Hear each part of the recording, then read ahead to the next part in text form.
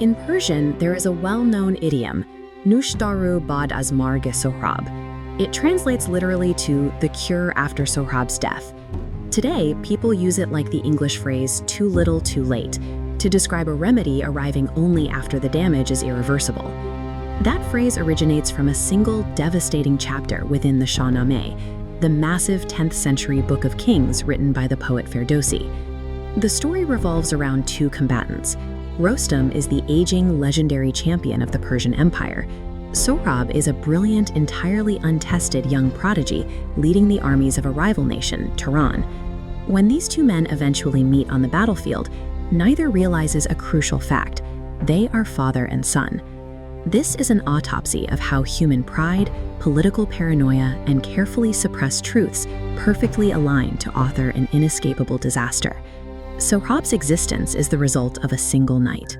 Years prior, Rostam passed through Turan, secretly married the local princess Tamina, and left the next morning. His only parting gift was a nimarak, an armband meant to identify his child. When Sohrab is born, Tamina makes a calculated decision. Terrified the Turanian king will exploit the boy if he knows his true parentage, she hides Rostam's identity from the state. She only whispers the truth to Sohrab himself. As Sohrab grows into a young man with preternatural strength, that secret becomes an ambition. He decides to wage war, intending to march on Persia, find his father, and unite them. But the Turanian king recognizes the geopolitical threat. A united father and son would be impossible to control. He funds Sohrab's war, but embeds agents within the command structure. Their orders ensure the boy never identifies Rostam on the battlefield. We can see how Afrasiab engineers a foolproof trap. If the young Sohrab manages to kill Rostam, Persia loses its greatest defender. If Rostam kills Sohrab, the rising threat to Afrasiab's throne is erased.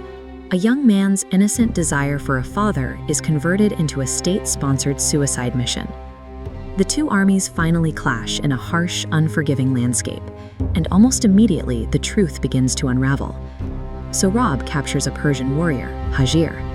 Hajir knows exactly who Rostam is, but he lies to his captor to protect his nation's champion. Eventually, the commanders step forward for single combat. Both men feel an intense, inexplicable pull toward one another.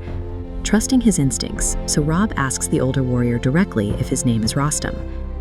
Rostam calculates his response.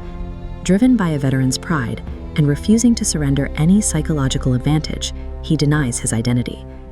On the first day of combat, youth prevails. Sohrab manages to pin the legendary Rostam to the earth, but he makes a catastrophic tactical error. He hesitates and shows his opponent mercy.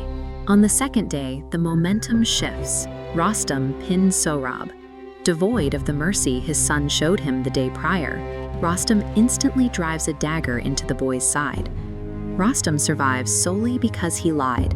Sohrab dies precisely because he possessed the capacity for mercy. Bleeding out on the dirt, Sohrab warns his killer that his true father, Rostam, will hunt him down for vengeance.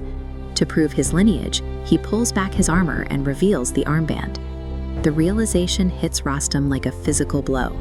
The greatest hero in Persian history completely shatters over the body of the son he just destroyed.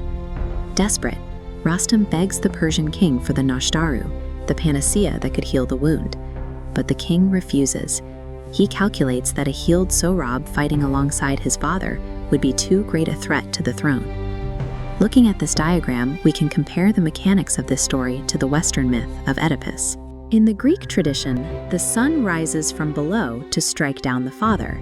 The Persian epic works in reverse.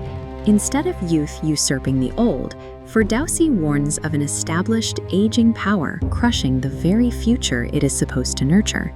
The epic forces us to ask a difficult question. We often blame our worst tragedies on fate, but in reality, they are meticulously engineered by the truths we are too proud or too afraid to admit.